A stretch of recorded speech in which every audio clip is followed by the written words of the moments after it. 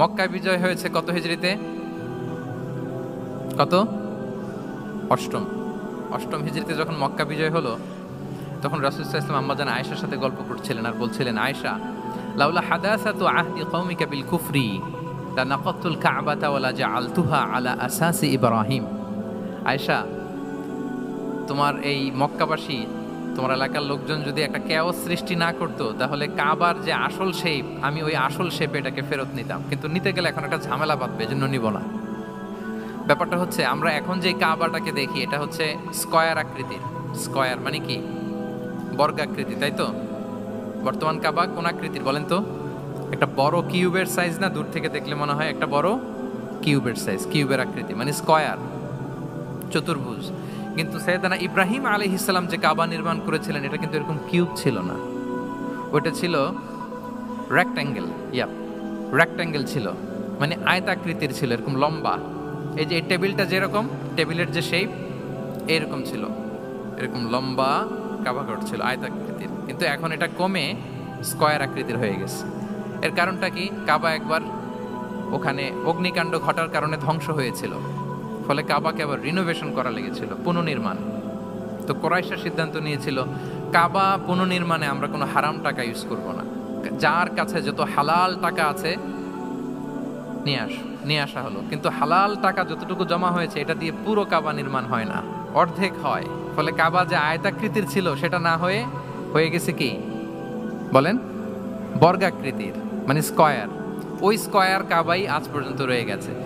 কিন্তু ওই যে আয়তক্ষেত্রের যে শেপের মধ্যে যতটুকু জায়গা বাকি ছিল, ওইখানে দেখবেন একটা ক্রিসেন্টের মতো আছে, হেজরে ইসমাইল, হাতিমে কাবা বলে।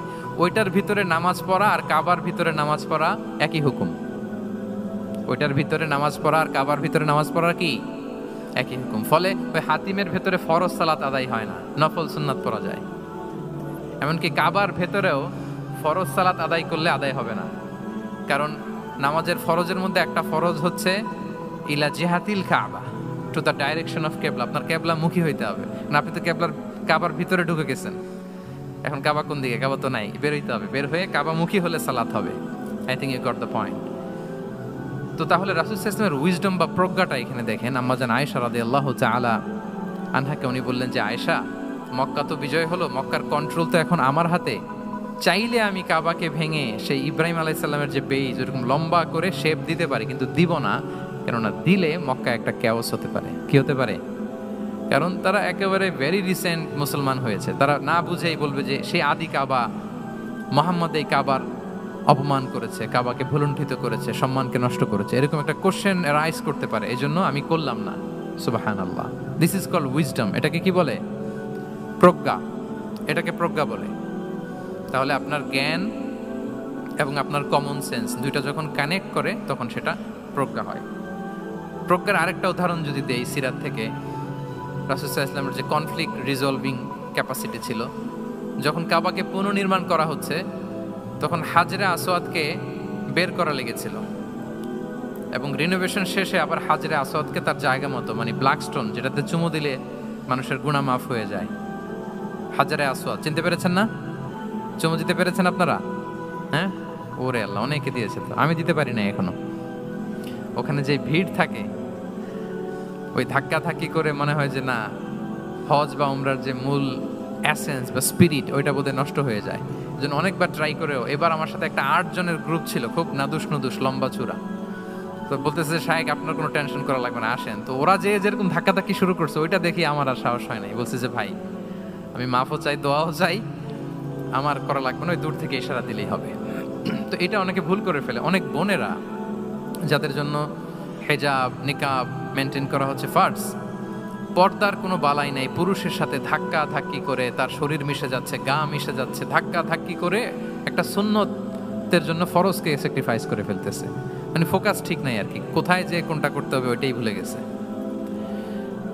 তো এই হাজরে আসাদ পাথরকে আবার জায়গা মতো রাখতে হবে। এখন কে রাখবে, এই নিয়ে মারামারি মক্কায়।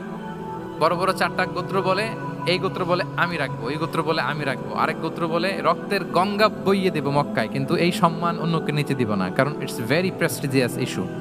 যা আমাদের গোত্র এই ব্ল্যাক স্টোন হাজরে আসওয়াদকে নিয়ে জায়গা মতো রেখেছে, এটা কাউকে দিব না।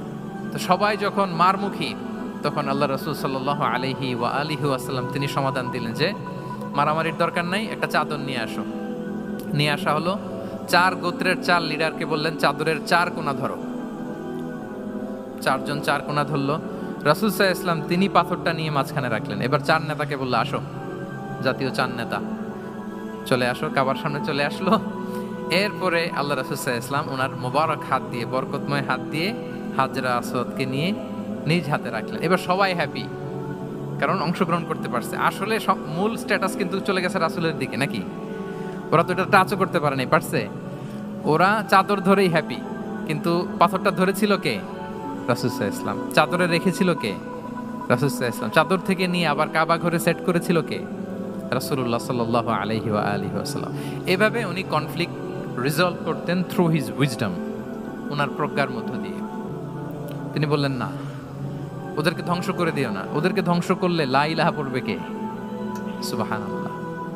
কি উইজডম ড্রিভেন ছিলেন উনি। উনি বলেন যে আমি আশা করি, প্রত্যাশা রাখি, দোয়া করি যে ওরা আমাকে প্রত্যাখ্যান করেছে, কিন্তু ওদের যে নেক্সট জেনারেশন, ওরা সাক্ষী দেবে আশহাদু আল্লাহ ইলাহা ইল্লাল্লাহ ওয়া আশহাদু আন্না মুহাম্মাদার রাসূলুল্লাহ। এবং তাই হয়েছে। এখন তায়েফে যান, চারদিক থেকে আল্লাহু আকবার ধ্বনিতে মুখরিত তায়েফ। এবং এত চমৎকার শহর, এটা একটা ট্যুরিস্ট ডেস্টিনেশন হয়ে গেছে। সৌদি আরবিয়াতে যারা যায়, তায়েফ না গেলে লোকদের ভালো লাগে না। ঠান্ডা, সবুজ শ্যামল, রেইনফল হয়, ফলমূল পাওয়া যায়। আব্দুল্লাহ ইবনে আব্বাস রাদিয়াল্লাহু তাআলা আনহুর স্মৃতিধন্য মসজিদ আছে, অনেকগুলো ইউনিভার্সিটি আছে, ইসলামিক ইনস্টিটিউশন আছে। এই যে নয়নাভিরাম তায়েফ, এটা রাসূল সাল্লাল্লাহু আলাইহি ওয়াসাল্লামের উইজডমের ফসল, ঠিক কিনা বলেন? ওই দিন যদি রাগের চোটে বলতো যে হ্যাঁ দাও, স্ম্যাশ করে দাও, তাইলে এই যে যারা শাহাদা পড়েছে, মুসলিম হয়েছে, এটা কিন্তু হতো না। তাহলে এটা হচ্ছে রাসূল সাল্লাল্লাহু আলাইহি ওয়াসাল্লামের প্রজ্ঞার একটা উদাহরণ। তো তখন মদিনাবাসী বলল যে রাসূলুল্লাহ, আপনি তো এখনো হিজরত করবেন না, তো আমাদেরকে কোরআন শিখাবে কে, সালাত শিখাবে কে? আপনি একজন দায়ী পাঠান, আমাদের সাথে একজন টিচার দেন। রাসূল সাল্লাল্লাহু আলাইহি ওয়াসাল্লাম তখনও মদিনাতে হিজরতে যাননি, আমাদের সাথে একজন দায়ী পাঠাবেন। তো রাসূল সাল্লাল্লাহু আলাইহি ওয়াসাল্লাম একজনকে দায়ী হিসেবে পাঠিয়েছিলেন। বলেন ওই দায়ীর নাম কি? কি নাম? মুসআব ইবনে উমাইর রাদিয়াল্লাহু তাআলা আনহু, যিনি উহুদের যুদ্ধে শহীদ হয়েছিলেন, উনাকে পাঠিয়েছিলেন। দেখেন, উনি আবু বকর রাদিয়াল্লাহু তাআলা আনহুকে পাঠান নাই, পাঠিয়েছেন ওমর ফারুককে, ওসমান রাদিয়াল্লাহু তাআলা আনহু, আলী রাদিয়াল্লাহু তাআলা আনহু। কাউকে পাঠাইছেন? কারে পাঠালেন? মুসআবকে। এর কারণ হচ্ছে উনি দেখতে খুব স্মার্ট ছিলেন, খুব ড্যাশিং ফেসের অধিকারী ছিলেন, এলিট ফ্যামিলি, মক্কার এলিট ফ্যামিলির একজন যুবক ছিলেন। এবং উনি সবচাইতে দামি দামি পারফিউম কালেক্ট করে ওইটা দিতেন। উনি মক্কার কোনো রাস্তা দিয়ে হেঁটে গেলে লোকজন বুঝতো এই রাস্তা দিয়ে কিছুক্ষণ আগে হেঁটে গিয়েছে মুসআব ইবনে উমাইর। সুবহানাল্লাহ। আমরা বাংলায় বলি না যে আগে দর্শনদারি পরে গুণবিচারী? এই কথাটার সাথে পরিচিত আপনারা? আগে দর্শনদারি পরে গুণবিচারী। আল্লাহ তাআলা এক একজনকে আমাদেরকে এক এক অবয়বে সৃষ্টি করেছেন। হুয়াল্লাযী ইউসাউবিরুকুম ফিল আরহামি কাইফা ইয়াশা। আল্লাহর একটা নাম হচ্ছে তিনি আল মুসাউবির, দ্য ডিজাইনার। মায়ের গর্ভে থাকতেই আমাদের কার চেহারা, কার কণ্ঠস্বর, কার স্কিন কালার, কে কিরকম হব, সব ফিক্স তিনি ঠিক করে দিয়েছেন। এটা আল্লাহর দেয়া। কিন্তু রাসূল সাল্লাল্লাহু আলাইহি ওয়াসাল্লামের উইজডমের ব্যাপার হচ্ছে তিনি আবু বকর রাদিয়াল্লাহু তাআলা আনহু, ওমর রাদিয়াল্লাহু তাআলা আনহু, ওসমান আলী, কাউকে চুজ না করে কাকে পাঠালেন? মুসআব ইবনে উমাইরকে। যে তাকে দেখলেই সবাই আগে পাগল হয়ে যায়, মানে ইমপ্রেস হয়ে যায়। হ্যাঁ, ফার্স্ট ইমপ্রেশনটা তার খুব ভালো, খুব ভালো। উনি মুসআব ইবনে উমাইরকে পাঠালেন এবং যেই প্ল্যান সেই কাজ। উনি যে পুরো মদিনা কাঁপায় ফেলছেন, মাশাআল্লাহ। মদিনার ঘরে ঘরে উনি ইসলামের বার্তা পৌঁছে দিয়েছেন। এবং স্বয়ং রাসূলুল্লাহ সাল্লাল্লাহু আলাইহি ওয়াসাল্লামের আগে তিনি মদিনাতে জুমার নামাজ পড়েছিলেন। কারণ জুমার বিধান আসছে, কিন্তু মক্কা এমন একটা ল্যান্ড যেখানে এখনো জুমা পড়া আবশ্যক হয় নাই, চারদিকে কুফর বেষ্টিত। তো রাসূল সাল্লাল্লাহু আলাইহি ওয়াসাল্লাম লোক পাঠিয়েছেন যে জুমার বিধান এসছে, মুসাব তুমি কিন্তু মদিনায় যারা আছে তাদেরকে নিয়ে জুমা পড়ে ফেলো। তো মুসাব রাদিয়াল্লাহু তাআলা আনহু স্বয়ং রাসূলুল্লাহ সাল্লাল্লাহু আলাইহি ওয়াসাল্লামের আগে রাসূল সাল্লাল্লাহু আলাইহি ওয়াসাল্লামের পারমিশন নিয়ে মদিনাতে জুমা কায়েম করে ফেলছে। দেখেন, উইজডম ড্রিভেন পার্সোনালিটির অধিকারী ছিলেন, প্রজ্ঞার অধিকারী ছিলেন। অন্য কাউকে পাঠাননি। কাকে পাঠিয়েছেন? মুসআব ইবনে উমাইর। তাহলে উনি যেই কাজটাই করতেন, যেটা বলতেন, যেটাতে এঙ্গেজ হতেন, এর নেপথ্যে প্রজ্ঞা ছিল। কি ছিল ভাই? উইজডম ছিল। আল্লাহ যেন সেই উইজডম আমাদেরকে দান করেন।